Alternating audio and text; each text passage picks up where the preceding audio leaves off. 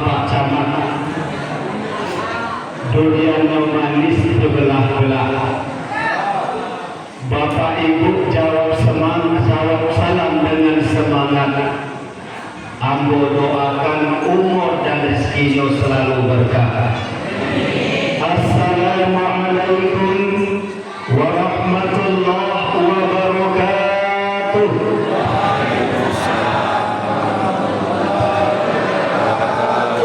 Alhamdulillahilladzi khalaqas samawati wal ardh wa ikhtilafil laili wan nahari la ayatin li ulil albab. Asyhadu an la ilaha illallah wahdahu la syarika lah wa asyhadu anna Muhammadan abduhu wa rasuluh la nabiyya ba'da. Yang saya hormati Bapak Kades Desa Pasar Baru beserta jajarannya, kemudian yang saya hormati Bapak Imam Awal Khalidun beserta perangkatnya, bapak-bapak, ibu-ibu, tokoh-tokoh masyarakat, alim ulama, cerdik pandai, kaum muslimin wal muslimat, calon-calon penghuni surga yang dirahmati oleh Allah Subhanahu wa taala. Kembali kita bersyukur kepada Allah Subhanahu wa taala pada kesempatan ini, tepatnya malam yang ke-13 kita melaksanakan sholat tarawih dan witir. Alhamdulillah kita semua dalam keadaan sehat walafiat. Memang kalau berpuasa itu Bapak Ibu, samuntasehu kata Nabi, berpuasa itu pasti akan sehat. Semoga kita senantiasa selalu diberikan oleh Allah kesehatan dan kekuatan sehingga kita dapat menyelesaikan ibadah-ibadah Ramadan, sehingga kita semua saat hari raya Idul Fitri nanti semuanya dalam keadaan fitrah, dosa-dosa kita sudah diampuni oleh Allah Subhanahu wa taala. Salawat dan salam tak lupa pula kita doakan kepada Allah, semoga tercurahkan kepada arwah baginda Rasul, yakni Nabi besar kita Nabi Muhammad sallallahu alaihi wasallam. Banyak-banyaklah untuk berselamat kepada Nabi. Allahumma sholli ala Muhammad wa ala ali Muhammad. Kurang-kuranglah bernyanyi lagu Cinan Bana. Kalau tidak dapat kendak hidup pasti merana. Tapi kalau banyak berselawat kepada Nabi, insya Allah kita diberikan kebahagiaan dunia dan akhirat. Pesan malaikat Jibril kepada Nabi Muhammad, umatmu yang berselawat kepadamu 10 kali dalam sehari, mungkin itu bisa lebih, tapi jangan kurang, 10 kali dalam sehari, maka akan kuselamatkan umatmu itu menempuh jembatan titian sirat, jembatan Siratul Mustaqim. Nah, jangan bayangkan jembatan Siratul Mustaqim itu Bapak Ibu seperti jembatan Siti Nurbaya di Padang, jangan. Atau membayangkan jembatannya seperti jembatan Ampera di Palembang, jangan. Ya, di dalam suatu riwayat itu sehelai rambut, gedang jembatan Sirat itu sehelai rambut. Nah, jadi kalau orang yang beriman, orang yang rajin berselawat kepada Nabi, maka menempuh titian jembatan Sirat itu laksana seperti kilat yang menyambar. Insya Allah semoga kita semua mendapatkan syafaat dari baginda Rasulullah SAW. Jadi tema ceramah itu pada malam itu tidak tentang puasa, tidak Bapak Ibu. Kalau tentang puasa mungkin Bapak Ustaz Naudzubillah atau tentang puasa baik. Temanya adalah penyesalan sahabat Nabi di saat sakaratul maut. Itu ada kisah. Jadi mudah-mudahan kisah ini menjadi inspiratif bahan renungan bagi kita semua. Suatu ketika Nabi kita Muhammad SAW melaksanakan sholat subuh, dan di saat sholat subuh itu ada seorang sahabat yang tidak pernah absen, artinya selalu hadir. Beliau sahabat ini namanya Sa'ban bin Umar. Setiap sholat subuh dan sholat lainnya, Sa'ban ini selalu berada di saf paling kanan Nabi Muhammad SAW. Sehingga setiap Rasulullah selesai sholat selalu mendapatkan Sa'ban bin Umar ini berada samping kanan Rasulullah SAW. Di suatu subuh, ketika sholat subuh sudah dilaksanakan, Rasulullah menoleh ke kanan. Ternyata tidak didapati Sa'ban bin Umar berada di samping kanannya. Sehingga beliau bertanya kepada sahabat, wahai sahabat, adakah kalian melihat Sa'ban di subuh ini? Maka sahabat terdiam, tidak ada satupun yang mengetahuinya dan tidak seperti biasanya. Maka Rasulullah ajaklah sahabat itu berangkat dari masjid menuju rumah Sa'ban bin Umar. Sebelum subuh, setelah subuh berangkat dari masjid sampai di rumah Sa'ban sebelum zuhur. Begitu jauhnya rumah Sa'ban, Bapak Ibu. Sampai di pintu rumah Sa'ban, diketuk pintu, Assalamualaikum. Waalaikumsalam. Istri Sa'ban keluar, dibukanya pintu, beliau terkejut, di depan pintu ada Rasulullah. Kemudian Rasulullah bertanya, kemana Sa'ban bin Umar? Istrinya menjawab dengan nada yang sedih, ya Rasulullah, Sa'ban sudah wafat tadi malam, dan tadi malam juga kami kuburkan. Maka sahabat sebagian menangis, Rasulullah mendoakan Sa'ban bin Umar.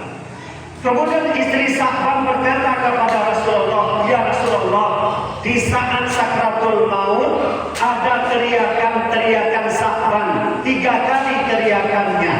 Kemudian Rasulullah bertanya kepada istrinya, apa yang Sa'ban ucapkan? Yang pertama, teriakan Sa'ban itu adalah, kenapa tidak lebih jauh?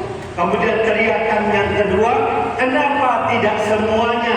Dan teriakan yang ketiga, kenapa tidak yang baru? Mendengar perkataan istri dari Sa'ban, sahabat bingung. Apalah maksudnya teriakan Sa'ban model itu? Maka Rasulullah tersenyum.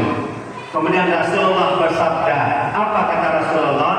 Ketahuilah wahai istri Sa'ban dan sahabat, teriakan yang pertama Sa'ban di saat sakratul maut yang mengucapkan kenapa tidak lebih jauh. Di saat sakratul maut Allah telah memperlihatkan kepada Sa'ban ganjaran pahala orang-orang yang berangkat dari rumahnya menuju menempuh perjalanan sampai di masjid untuk sholat berjamaah, maka pahalanya begitu besar.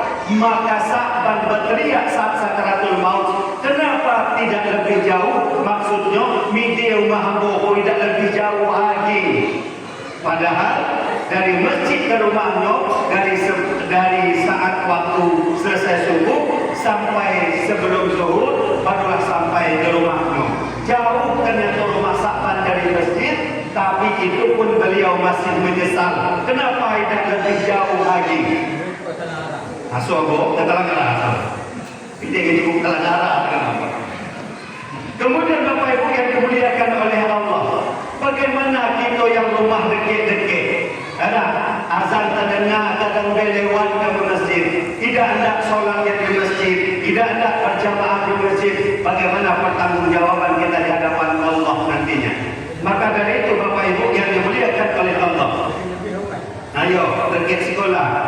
Makin jauh rumah kita dari masjid, maka semakin besar pahala yang Allah berikan. Makanya menyesallah Sa'ban, kenapa rumahnya tidak lebih jauh dari masjid.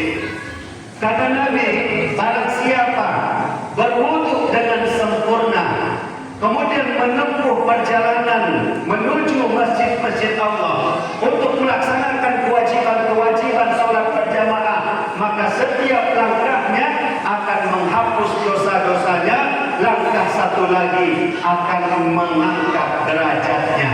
Bapak Ibu yang dimuliakan oleh Allah Subhanahu wa taala, artinya jadikan masjid ini untuk kita beribadah sholat berjamaah.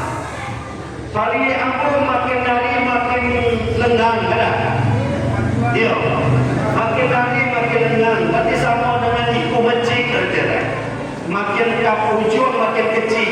Apakah akan gedang iku kecil? Ujung kecil.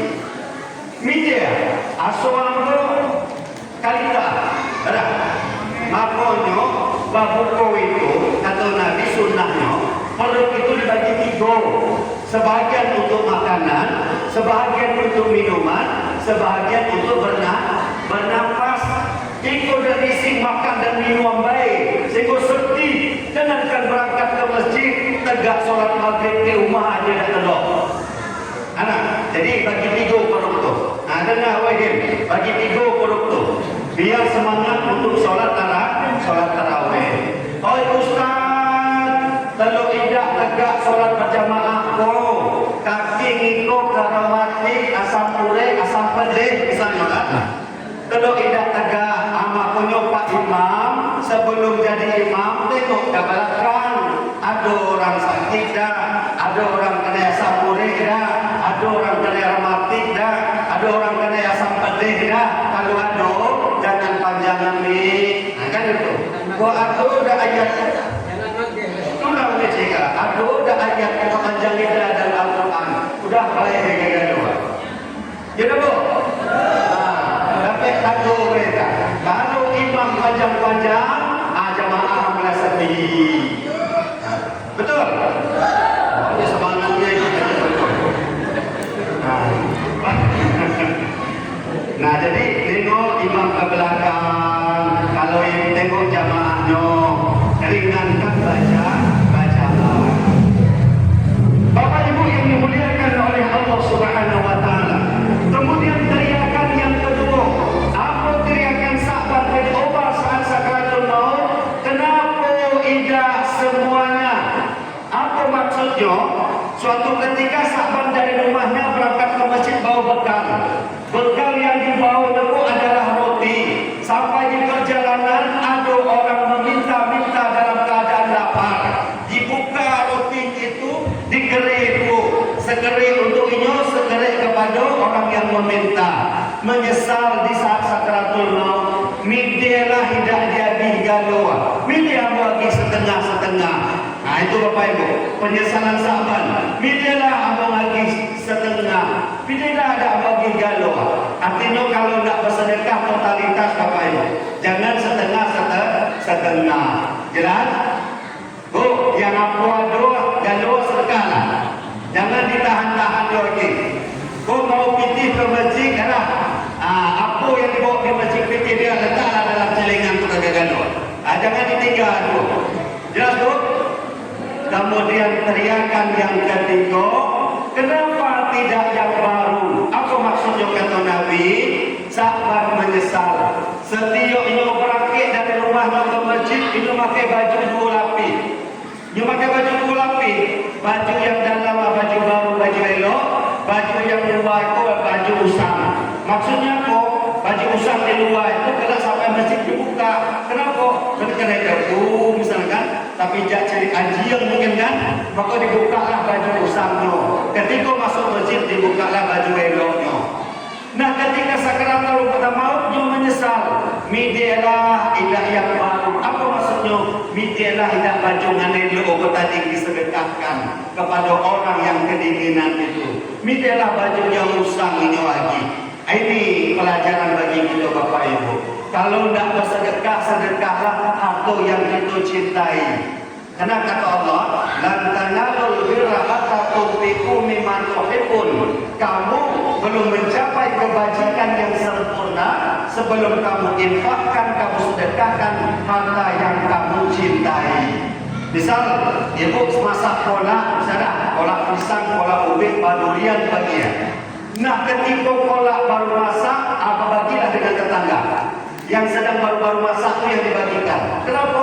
Kita lagi cinta dengan kolak. Di saat itu kita bagikan pahalanya gedangan Bapak Ibu. Ketimbang kolak basi daripada tidak dimakan daging, baru ingin dengan tetangga.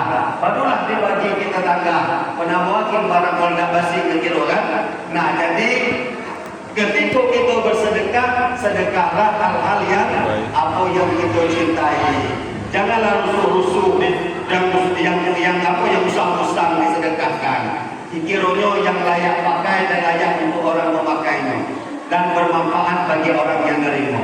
Nah, itu yang kita pelajaran yang kita ambil dari kisah Sa'ad bin Umar ini. Maka dari itu, Bapak Ibu yang dimuliakan oleh Allah Subhanahu wa taala, semoga kita bisa mengambil pelajaran dan intibat dalam kisah itu, dan semoga kita selalu senantiasa diberikan oleh Allah Subhanahu wa taala umur yang berkah, rezeki yang berkah, kemudian keluarga yang sakinah, mawaddah warahmah, seluruh amal ibadah itu diterima oleh Allah Subhanahu wa taala, dicatat sebagai amal soleh dan diberikan kepada kita kebahagiaan dunia dan kebahagiaan dan akhirat. Amin.